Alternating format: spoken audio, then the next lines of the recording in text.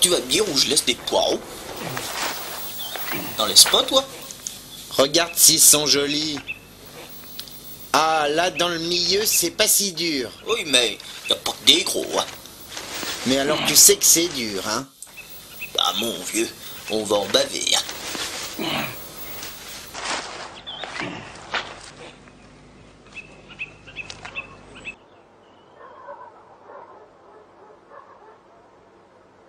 Alors maintenant, un peu de relax pendant une petite heure, je vais faire 2 carrés.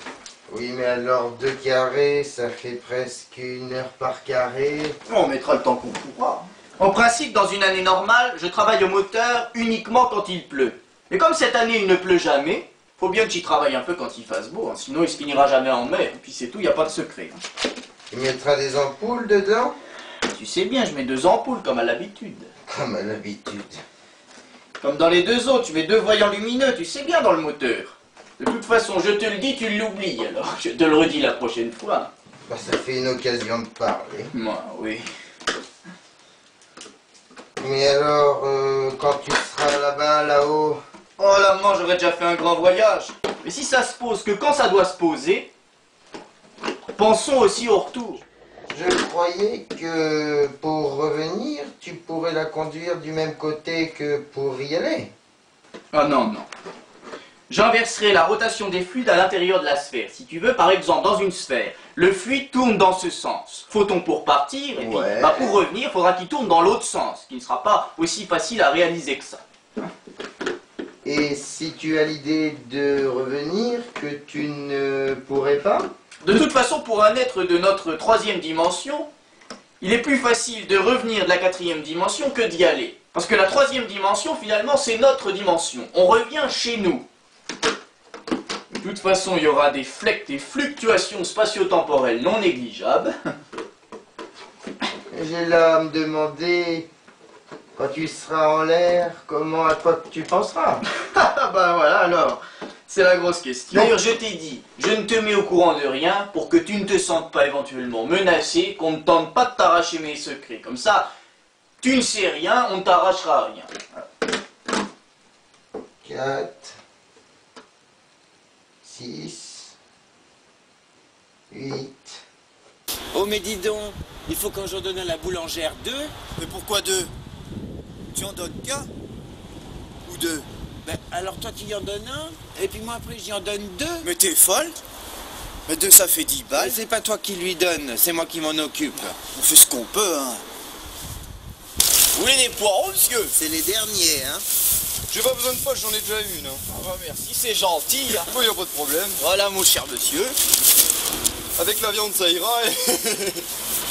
Vous avez les dents assez dures pour manger ce qui est là? Vous occupez pas de mes dents, ça ira. Hein.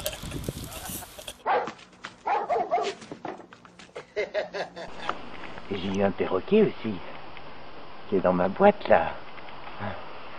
Mais lui, il faudrait pas que j'en parle parce que je me mettrais à pleurer. C'est si mignon. Et pourtant, ça fait longtemps qu'il est mort, hein. Ça fait près de 20 ans qu'il est mort. Et une fois, je l'ai emmené en voiture. Je l'emmenais en voiture. Alors, les gens qui me connaissaient, ils s'approchaient. Ils y disaient, Nini, veux-tu un gâteau? Oui. Alors, j'y montrais d'abord ce qu'elle aime pas. Alors, je lui disais, Nini, veux-tu celui-là? Non. Alors, je lui disais, veux-tu celui-là? Non. Je lui disais, bah alors tu n'en veux pas? Si. Ah,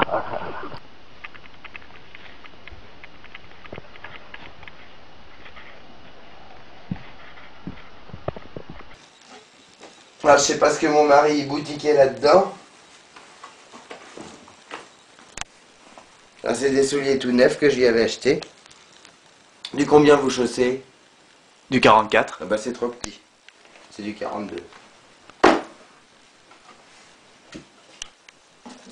Le voilà. C'est lui. C'est mon petit perroquet. C'est lui. Vous vous rendez compte, il y a 24 ans quand il est là-dedans, hein? Et voilà. Nini. Oh, j'aime mieux pas. Voilà. Et vous regardez souvent? Et jamais je le regarde. Ça me fait trop de peine.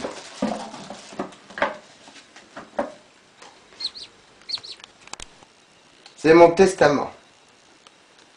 Si je viens à mourir, je veux que mon perroquet soit avec moi. Ceci est ma dernière volonté. Saget Suzanne. Voilà. Allô, Mars. Ici la Terre. Ne coupez pas. T'as une bonne idée d'avoir acheté des sardines, ça fait bien 6 mois qu'on n'a pas mangé. Les extraterrestres, on sait bien que ça n'existe pas. Mais quand même, il vaut mieux écouter ce qu'ils disent.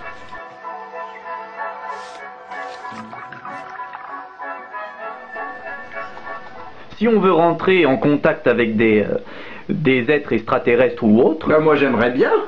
Mais enfin... il doit y avoir des bons comme des mauvais, puis si ça se trouve même des prédateurs des hommes qui seraient bien contents de se nourrir éventuellement de nous, hein, pourquoi pas. Il devrait exister des extraterrestres plus avancés que nous. Mais il y en a. Scientifiques qui se respectent, on essaie le plus rapidement. Mais son copain il a dit, quand il était sur une autre planète, il était tout poilu. Et comment que ça se fait qu'ici, tout son poil a tombé? Bah, de toute façon, il y a des choses qu'on sait pas, hein, si on savait tout.